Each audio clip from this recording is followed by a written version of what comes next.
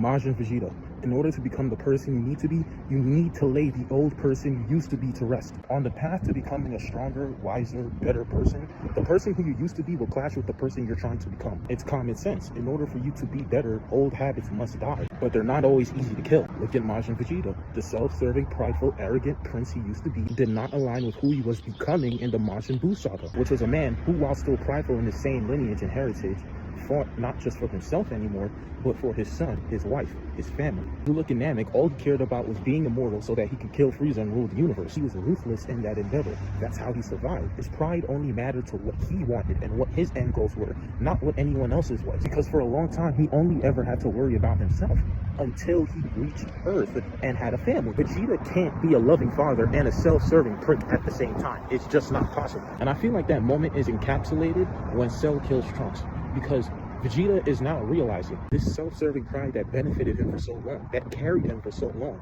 ended up putting his son in harm's way. That can't work anymore because the circumstances aren't the same anymore. He's not the same anymore. And in my opinion, this realization hits him when he sees his son before he sacrifices himself. His self-serving pride has now been replaced with pride in his son, pride in continuing the Saiyan legacy through his children. It's no longer just about him anymore. He now has a family that he's willing to die to protect. Pride as a Saiyan warrior, pride as a husband, pride as a father.